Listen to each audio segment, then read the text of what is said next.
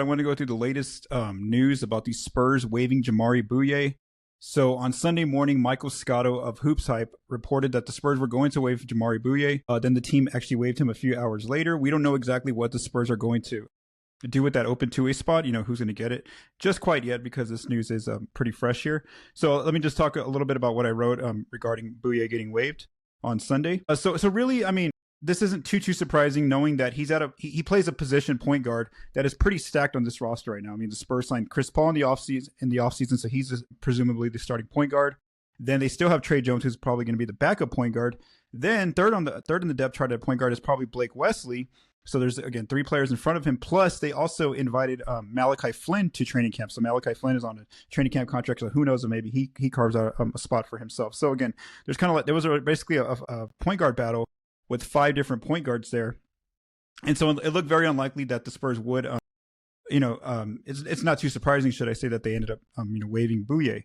So now we'll see what type of position, if they fill that spot, that open two-way spot, what kind of player do they add there? Will it be another point guard, or will it be like a big man, which I'm going to talk about here a little bit later? So where does the Spurs' roster now stand now that Bouyea is off the team? So the Spurs do have 20 players on the roster. They have 15 players on standard NBA contracts. They have 2 players now on two-way contracts, and then they have those 3 players on training camp contracts in Riley Minix, Brandon Boston Jr., and Malachi Flynn. So there is one open two-way roster spot. As I also wrote on Sunday, I kind of looked at some early candidates for possible players who might be able to earn that last two-way roster spot. So I have 4 players here that I kind of mentioned in the article. The first player is rookie Riley Minix. So we did see Minix play on the Spurs' summer league team for a few games. He's more of plays more so like that power forward kind of stretch power forward / bigger like small forward kind of role here. So again, if the Spurs end up converting his contract out of training camp into a two-way spot, well, then that spot could be his, because he'd be going into his rookie season.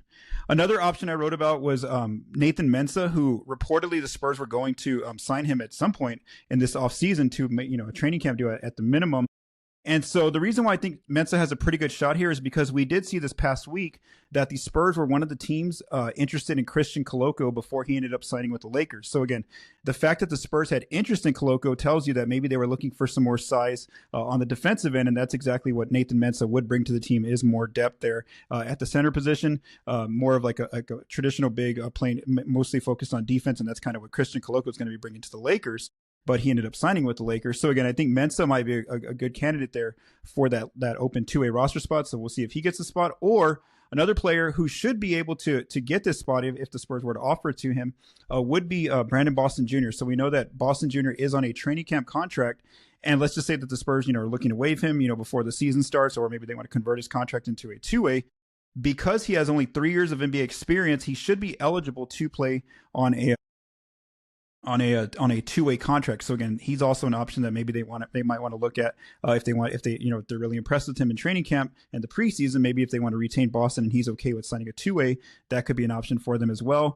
Regarding Malachi Flynn's contract being converted into a two-way, I don't think it's possible, because as I was reading the rules of the two-way eligibility, you have to have it said fewer than 4 years of experience. So the fact that Flynn's actually already has 4 years of experience in the league, I don't think he would qualify. But we'll see what happens there. And then the last player is just an unknown player. I'm just calling this free agent X. We don't know who this player is. Maybe the Spurs actually have someone in mind.